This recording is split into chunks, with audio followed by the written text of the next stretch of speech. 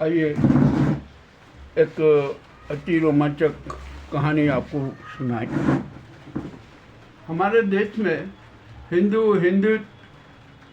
और धर्म के नाम पर किस किस प्रकार के नाटक हो रहे हैं, कौन कौन लोग नाटक कर रहे हैं, ये बड़ा विचित्र। और सभी जो ये भगवा दुपट्टे और भगवा वस्त्र और भगवा गणवेश में जो आते हैं ना, ये सब राजनीतिक नेताओं के चरण चाटू रहते हैं, चापलूस रहते हैं, धनखोर रहते हैं। तो हम एक यहाँ पर आपके सामने एक बड़ा अच्छी कहानी प्रस्तुत कर रहे हैं। मैं तो कहानी ही कहूँगा, आप क्या कह सकते हैं कि ये सनातन धर्म को किस प्रकार का बदनाम कर रहे हैं, उनकी एक कहानी है। निरंजनी अखाड़े की एक साध्वी है, वो महामालेश्वर साध्वी, और उसका नाम है पूजा शकुन पांडे। वो महामालेश्वर हो गई। अब किसने महामालेश्वर बनाया, क्यों बनाया, किस आधार पे बनाया, ये बात तो दूसरी है। किंतु जब उसने वो भगवा वस्त्र ओढ़ लिए ना, तो सारे माया जाल उससे सब मुक्त रहने से, परंतु ऐसा कुछ नहीं है। वासना की आग में जल रही थी, धन की आग में जल रही थी, और शोहरत की आग में जल रही थी। तो उसने अपना खेल शुरू किया। हुआ ये कि एक टीवी शो, व्यापारी गुप्ता परिवार का बहुत बड़ा टीवी शोरूम था, तो उसकी उस पर निगाह पड़ गई। तो उसने कहा कि अब कैसे किया जाए। तो वो दो भाई थे, एक अभिषेक और उससे छोटे वाला। तो उसने अभिषेक को प्रेमा जाल में फंसा दिया। ऐसा फंसाया कि उसको बुलाना, ये करना और कहना, अरे तुम घर पे क्यों रहते हो, रात को आ जाया करो, ये सब करा करो, ये सारी बातें होती हैं। अब अभिषेक परेशान हुआ। जो मामला उजागर हुआ तो उन्होंने कहा ठीक है भाई, ये नहीं है। तो फिर बाद में उन्होंने क्या कहा कि आपका शोरूम है ना, इसमें मेरी पार्टनरशिप रखिए, मेरी भागीदारी रखिए, मैं आपकी पत्नी हो गई हूँ, ये होगा। इतना प्रेम प्रसन्न किया, इतना मज़ा दिया, सब कुछ दिया, तो मैं उस मज़े का जो मुआवजा मुझे मिलना ही चाहिए, तो मुझे इसमें पार्टनरशिप करे। अभिषेक ने बिल्कुल स्पष्ट नकारा कर दिया। इसी बीच अभिषेक के छोटे भाई की शादी हुई थी। उस शादी में भी वो भगवा वस्त्र छोड़ के अत्याधुनिक वस्त्र पहन के गई और अभिषेक के साथ वहाँ पर नाटकबाजी की, सारा किया, प्रदर्शन किया। ये भी सारा हुआ। तो जब उसके पिताजी ने देखा कि ये क्या नाटक है, लाखों रुपया बर्बाद करने के बाद भी ये सारा नाटक चला, और अब तो वो पार्टनरशिप भी मांग रहे, तो ये क्या नाटक। तो ठीक है, उसने जो विरोध किया, पुलिस में शिकायत कर दी। पुलिस ने जांच शुरू की। जांच में बड़ी विचित्र बातें सामने आई। जो भी बातें आई वो सब ठीक है। अब इसके बाद में क्या हुआ कि जो महामालेश्वर पूजा शकुन पांडे है ना, उसने एक बहुत बड़ा नाटक किया। उन्होंने कहा कि अरे ठीक है, अब ये तो अभिषेक क्यों नहीं मान रहा है। तो उसने अपने पति को, जिसका नाम अशोक पांडे, सारी बात बताई। तो उन्होंने कहा अब ये नहीं मान रहा है ना, इससे थोड़ा और पैसा खींच लो, लाखों रुपया, और फिर इसको निपटवा दे। ठीक है, ये सारी बातचीत हो गई। अब मामला बढ़ा, तो जो ये महामंडलेश्वर है, जिसका उपनाम अन्नपूर्णा, माँ अन्नपूर्णा रखा गया था, उसने किया कि नहीं, इसको रास्ते से हटा दो, इसको स्वर्ग के रास्ता दिखा दो। तो उसने क्या किया कि जो व्यवसायिक किलर होते हैं, प्रोफेशनल किलर होते हैं, उनसे संपर्क किया, उनको बुलाया। एक को बुलाया था कि भाई तुझे हत्या करना है, देख फोटो है, ये है, इसका निपटाना। तो उसने नकारा कर दिया, वो भी गिरफ्तार हुआ। अब उसके बाद में अशोक पांडे जो उनके पति थे, उन्होंने व्यवसायिक किलर से संपर्क किया, उनको बुलाया। बोला कोई हिंदू नहीं थे, तो 3 मुस्लिम, 2-3 लोग मुस्लिम लोग से, उनको उन्होंने सुपारी दे दी 3 लाख की। उन्होंने कहा हम ये ऐसे कैसे ले लें। तो उन्होंने क्या करा कि 1 लाख रुपया उसको नगद दिया। तो कहा कि हत्या के बाद तुम्हें 2 लाख रुपया और दे दिए। उन्होंने हत्या कर दी, अभिषेक की हत्या कर दी। ये सब हुआ। मामला फिर पुलिस में एकदम हड़कंप मचा। तो पुलिस गई, तो पुलिस ने क्या किया कि अशोक पांडे को गिरफ्तार कर, सबसे पहले अशोक पांडे को गिरफ्तार करो। और जब जो महामालेश्वर थी ना, उसको पता लगा कि अरे पुलिस गिरफ्तार करने आ गई, तो वो फरार हुआ और अभी तक फरार, पता नहीं कहाँ है कहाँ नहीं है।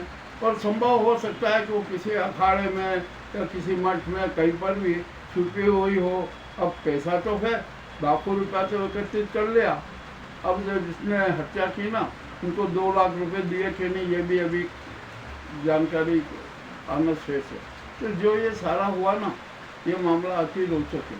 तो ये जो भगवा दुपट्टे, भगवाधारी और भगवा गणवेशी काका क्यों कृत्य कर रहे हैं, ये किसी से छिपे नहीं है। हमारे पास में इतने राज हैं, इतने राज हैं, हमें उनको तो प्रसारित करने में शर्म आ रही है। अब यहाँ पर सवाल आता है कि आखिरकार ये महामालेश्वर बना कौन दे। अभी 2 अखाड़े बहुत चर्चित हैं महामालेश्वर बनवा के, एक तो निरंजनी अखाड़ा और एक जूना अखाड़ा। ये चाहे जिसको लाखों रुपया लेके ना, चाहे जिसको महामालेश्वर बना दे। एक किन्नर अखाड़ा जो है उसमें भी यही चलता, लाखों रुपया दो, महामालेश्वर की उपाधि दो। तो ये सारे नाटक चल रहे हैं अखाड़ों की। तो अब इससे अखाड़ों की छवि भी बदनाम हो गई, साधु संतों के अखाड़े भी बदनाम हो गए। अब क्या कर सकते हैं? अरे ये सब जो है ना, जो सनातन धर्म के अपने आप को रक्षक घोषित करते हैं, हिंदू धर्म, हिंदुत्व के रक्षक बताते हैं, इनके काले कारनामे बड़े विचित्र हैं। अब पूजा शकुन पांडे का ये काला कारनामा था ना, वो क्या, अब जो भगवावत केंद्र थे उसको तो काला ही कर दिया इन्होंने, कलंकित कर दिया। महामालेश्वर होके ऐसा करते हैं, प्रेम वासना में फंसा देते हैं, ये कर देते हैं, सारा नाटक कर देते हैं। अपने यहाँ पर इस घटना से एक यहाँ पर एक संदेश आता है, और ये संदेश है कि साधु संतों के जितने भी अखाड़े हैं ना, उनकी खुफिया जांच की जाना चाहिए। इन्होंने कितने मंडलेश्वर बना और कितने मंडलेश्वर, महामंडलेश्वर, इनसे कितना कितना धन लिया, इसकी भी जांच होना चाहिए। मामला बड़ा विचित्र और अति रोचक है। यह है ना, सनातन धर्म को बदनाम करो, तो इन पर तो कठोर कार्रवाई होना ही चाहिए। हमें यहाँ पर अभी हमारे उज्जैन में यहाँ सिंहस्थ होगा 2028 में, यहाँ पर अभी से ही योजना बन रही है कि अरे इस सरकार को झुका के अपने को ये करना है कि इतने करोड़ लेना, इतने करोड़ लेना, ये कैसे जमीन लेना, और सारे षड्यंत्र रचे जा रहे, और उसमें उनका सहयोग नेता लोग भी कर रहे हैं, क्योंकि उनको तो जनता को भ्रमित करना है ना। तो इसलिए वो भी सारी रूपरेखा बना रहे हैं कि हाँ ठीक है, कि अरे हम तुम्हारे साथ हैं, हम शासन पर दबाव डालाएंगे कि नहीं ऐसा दो वैसा दो, और ये सारे नाटक हैं। तो अब सवाल तो ये उठता है कि जितने भी महामंडलेश्वर बने हैं ना, सिंहस्थ के अखाड़ों में 2004 से लेकर अभी तक या उसके पूर्व, उनकी सबकी जांच होना चाहिए निश्चित, और अखाड़ों की भी जांच होना चाहिए। उनका सारा रिकॉर्ड देखा जाना चाहिए कि आखिरकार चल क्या रहा है।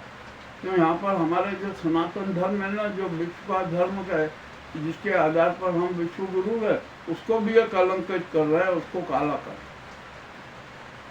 अब यह बात तो अब मोहन भागवत को भी सोचना पड़ेगी।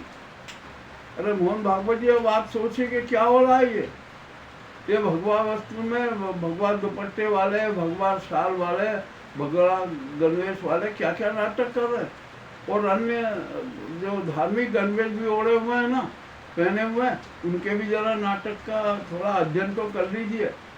अब ये मनोवादी संस्कृति को और विचारों को छोड़ दीजिए। अब तो आप प्रैक्टिकल देख लीजिए, साक्षात देख लीजिए कि क्या हो रहा है, किस प्रकार के नाटक हो रहे हैं। ये बात बड़ी कड़वी है, आपको ये कहानी बहुत अच्छी लगी हो, और निश्चित अच्छी लगेगी। ये आँख खोलने वाली कहानी है, हमारे अंधविश्वास को तोड़ने वाली कहानी है। हम जो दिखावे का धर्म दान करते हैं ना, उससे पृथ्वी आंखें खोलने वाली है। तो इस कहानी का एक सार यही आता है कि हम कट्टर धार्मिक नहीं, कट्टर आध्यात्मिक बनना। हम आत्मदर्शन करें, सच्चे उपवास के साथ आत्मचिंतन करें और अपना सच जानें। हम सन्मार्गी हो जाएं, सत्यवादी हो जाएं, सत्य प्रीतवा हो जाएं। यदि हम सत्यवादी हैं, सन्मार्गी हैं ना, तो हम ये ईश्वर की आराधना करें। इस कहानी का तो सार यही निकलता कि अब आप कैसा सार निकालते हैं ये आपके ऊपर है। हमने जो हमारा दायित्व है वो हमने पूरा किया। अब आपको हमारी आज की ये कहानी और विशेष बात कैसी लगी हमें अवश्य बता। मैं यह नहीं कहूँगा कि आप है ना हमारे चैनल को सब्सक्राइब कीजिए, लाइक कीजिए, नहीं। आप तो भावनात्मक रूप से हमारे साथ जुड़े रहिए, सत्य और साक्ष्यमय संवाद प्रस्तुत करते रहिए, ताकि हम इन्हें प्रसारित करते रहे। यही हमारे लिए आपका आशीर्वाद है, आपका वरदान है। बहुत बहुत धन्यवाद।